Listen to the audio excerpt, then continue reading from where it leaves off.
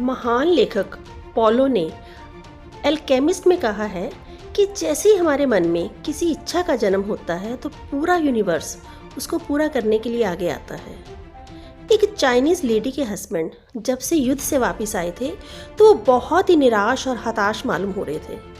Lady संत के पास गई और कहा, महाराज मुझे कोई दवाई बना दें ताकि मैं अपने हस्बैंड को उनकी इस मानसिक स्थिति से बाहर ले आऊं।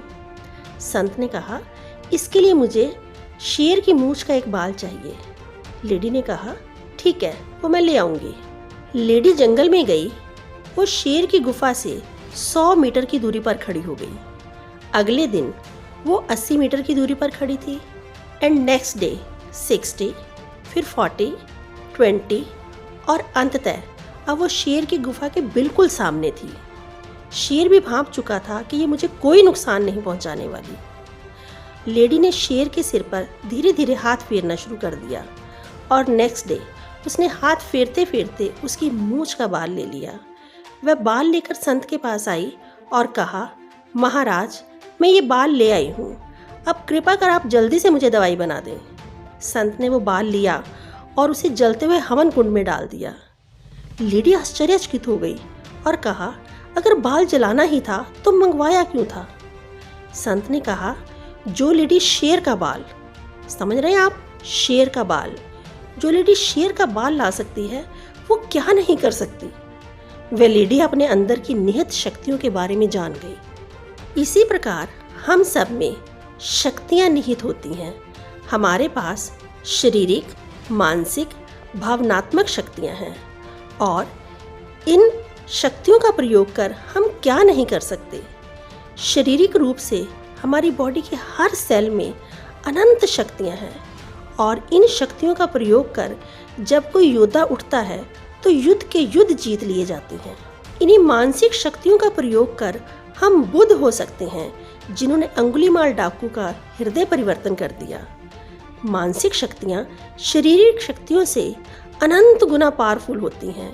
सूर्य की एक किरण को धरती पर आने में 8 मिनट का समय लगता है, पर जब हम सूर्य के बारे में सोचते हैं तो हम सेकंड्स में सूर्य पर मानसिक रूप से पहुंच जाते हैं। इन्हीं मानसिक शक्तियों का प्रयोग कर हनुमान समुद्र पार कर गए, पर्वत उठा लाए। इन्हीं मानसिक शक्तियों का प्रयोग कर एक स्टूडेंट क्या नहीं कर सकता, वह अपने रास्ते में आने वाली हर छोटी छोटी रुकावट को पार कर आकाश की ऊंचाइयों तक पहुंच सकता है।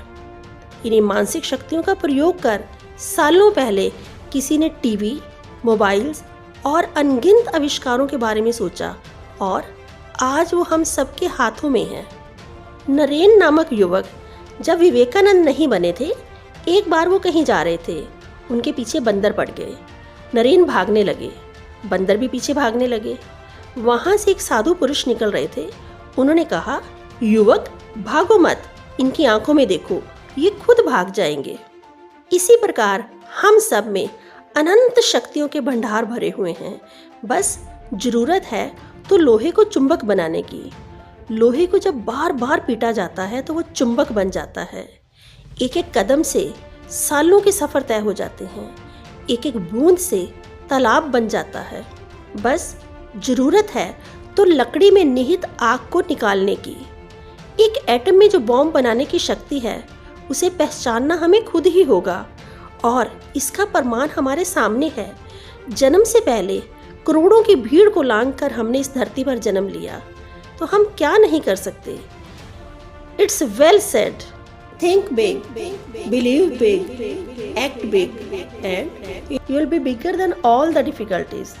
सो like, comment, subscribe and hit the bell icon.